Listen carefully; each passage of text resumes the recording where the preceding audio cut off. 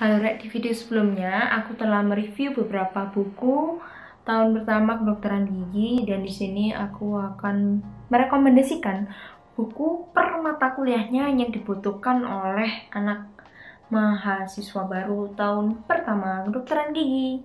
Tapi sekali lagi, penggunaan buku ini atau e-book hanya untuk sebagai pendamping belajar. Dan utamanya biasanya aku belajar dari PPT karena itu yang keluar di ujian.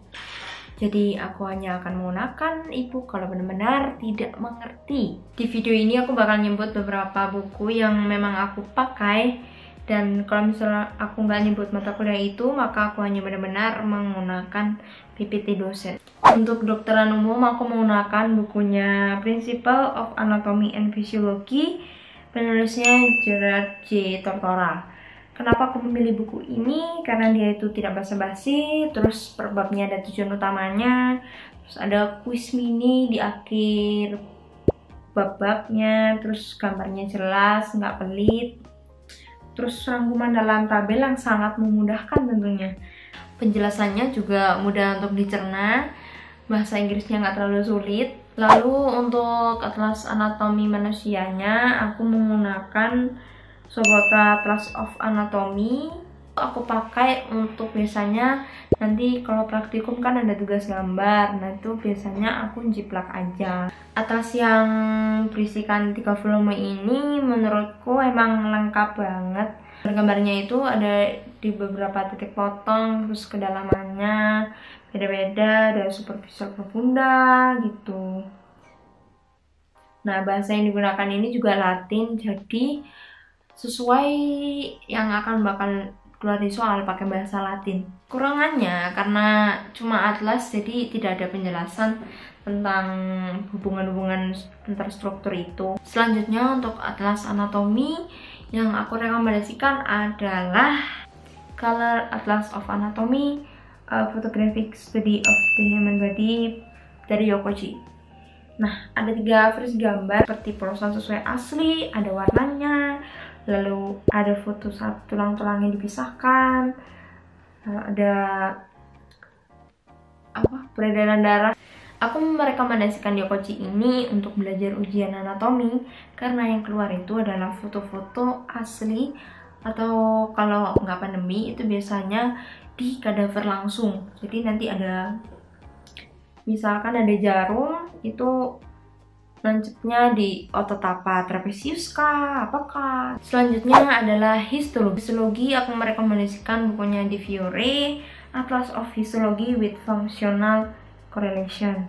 Atlas ini sangat membantu untuk sesi praktikum. Menurutku buku Di Fiore ini bagus untuk kalian yang mau belajar histologi lebih jauh, karena dia itu di gambarnya itu dijelaskan ini komponen apa, terus fungsi. Kalau kalian lihat di e-booknya sama di foto yang di preparat itu, kalian ya 11-12 lah sama yang keluar ujian. Buku kedua histologi yang aku rekomendasiin adalah buku John Quera, Basic Histology Text and Atlas, karena dia itu gambarnya lebih banyak, tapi kekurangannya penjelasannya tentang per komponen-komponen itu kurang dari Di Fiore. Selanjutnya adalah determinasi gigi.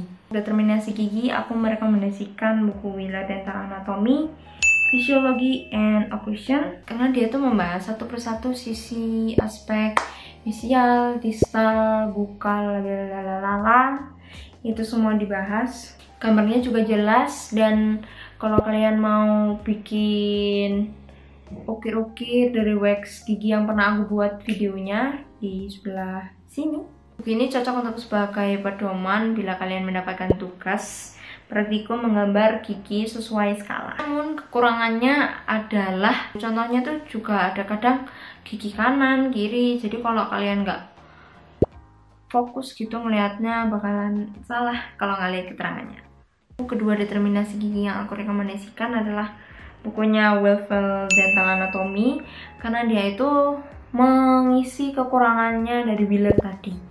Di Wellfel ini kalian bisa tahu perbedaan gigi yang kanan kiri itu gimana, miringnya gimana. Buku ini menurutku cukup mirip sama Istiningsi sih, tapi aku kurang merekomendasi. Walaupun buku Istiningsi ini cukup lengkap banget. Selanjutnya untuk mata kuliah radiologi, aku merekomendasikan bukunya Eric Witz dengan judul Essential of Dental Radiography and Radiology. Buku ini sangat membantuku untuk radiologi 1, 2, 3. Dia itu menjelaskan dari dasar foto intraoral, ekstraoral, lalu dikasih contoh.